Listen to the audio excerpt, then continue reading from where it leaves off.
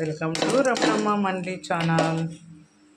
ఇప్పుడు సింపుల్గా మిరియాల రసం ఎలా చేసుకోవాలో చూపిస్తానండి.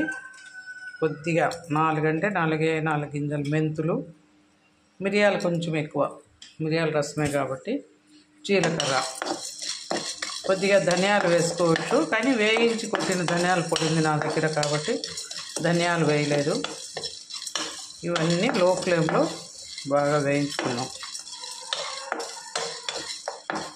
ఇవన్నీ కాస్త వేగాక ఇందులోనే కరివేపాకు కొద్దిగా ఎక్కువ వేసుకున్నాం ఫ్రెండ్స్. కరివేపాకు డ్రై రోస్ట్ చేసుకుందాం. కరివేపాకు కూడా ఇది పలపల అనేంత వరకు వేయించుకుందాం.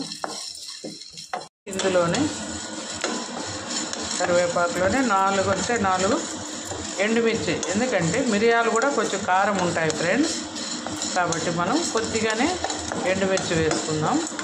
తిరుగువాతలో 2 పచ్చిమిర్చి కూడా తిరుగువాతకు వేసుకోవచ్చు, మన ఇష్టం అది.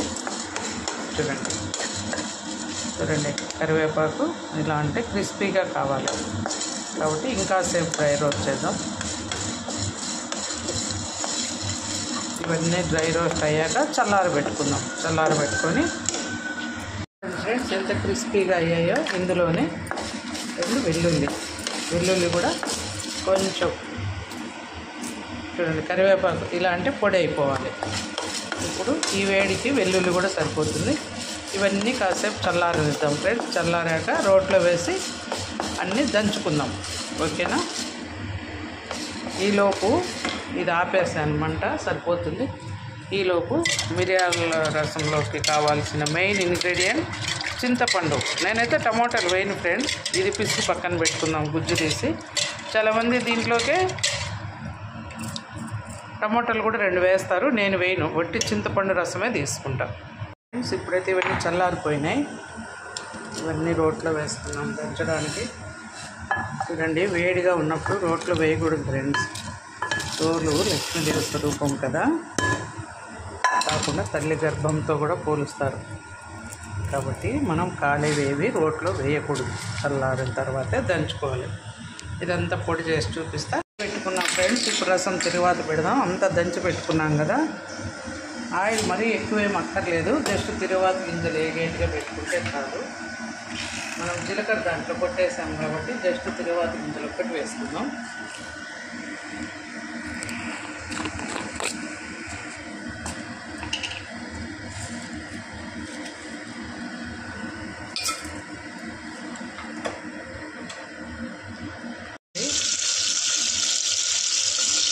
ఆవాలు, జీలకర్ర, ఇందులో పచ్చెనగపప్పు, మినుములు అంటే ఉద్దిపప్పు ఉంది ఫ్రెండ్స్, కొద్దిగా ఆనియన్స్.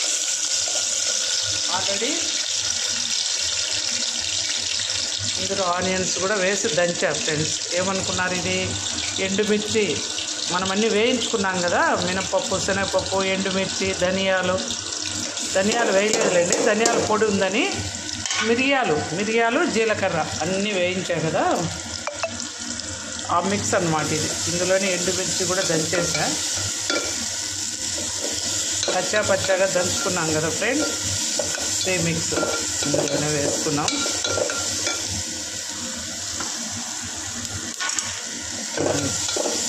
ఇది కొంచెం వేగాక ఇందులోకి 2 పచ్చిమిర్చి తిరుగువాతకు. ఆల్రెడీ మనం ఎండుమిర్చి దంచాం కాబట్టి తిరుగువాతకు 2 పచ్చిమిర్చి వేసా, కొత్తిమీర వేసా, కరివేపాకు కొద్దిగా వేసేసా. ఓకే ఫ్రెండ్స్, ఆల్రెడీ కొద్దిగా సాల్ట్ కూడా దీంట్లోకి వేసి దంచేసినాం. మళ్ళీ చూసుకొని సాల్ట్ వేసుకున్నాం. ఇప్పుడు లైట్గా పసుపు వేద్దాం ఫ్రెండ్స్. అందరికీ దగ్గు జలుబులు ఉన్నాయి, పర్పస్ అదే మెయిన్ మిరియాల రసం పెట్టడానికి. కొద్దిగా పసుపు, ఇందులో ఉప్పు అన్నీ వేసాం, పసుపు వేసాం. ధనియాలు చెప్పా కదా, మనం ధనియాల పొడి వేయించి పొడి కొట్టించుకున్నదే ఉంది మనతో, కొద్దిగా వేస్తాం. పచ్చిమిర్చి, ఎండుమిర్చి వేసాం కాబట్టి కారం పొడి అక్కర్లేదు. మిరియాలు కూడా కారమే కదా ఫ్రెండ్స్. కొద్దిగా ధనియాల పొడి అంతే. ఇంకా మనము అదనంగా రసం పొడి అంటూ ఏం వేయం ఫ్రెండ్స్ దీనికి. ఇంతే. ఇంక ఇప్పుడు ఇందులో మనం గుజ్జు తీసి పెట్టుకున్నాం కదా, చింతపండు రసం అయితే వేసేద్దాం. మిరియాల చారు కొద్దిగా నీళ్ళగానే ఉండాలి ఫ్రెండ్స్, ఇంకా అవసరం లేదు. చూడండి ఎంతో రుచికరమైన మిరియాల చారు రెడీ.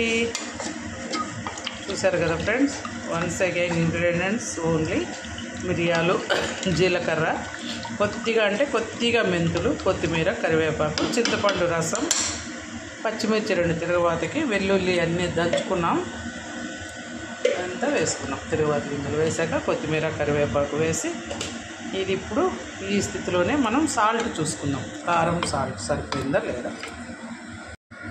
మిరియాల రసం ఎలా తెరులుతుందో గుమగుమలాడుతూ ఉంది ఫ్రెండ్స్. స్మెల్ కూడా ఆ మిరియాల ఘాటుకు ఉన్న జలుబు పరారు. మీరు కూడా ఈజీగా చేసేసుకోండి. ఓకేనా ఫ్రెండ్స్, నచ్చిందా? కొద్దిగా సాల్ట్ తక్కువ ఉంటే వేసాను, కొద్దిగా పులుపు అనిపిస్తే చిట్కా కారం పొడి కూడా వేసాను. సూపర్ టేస్ట్గా వచ్చేసింది. ఇంతే, వెరీ వెరీ సింపుల్.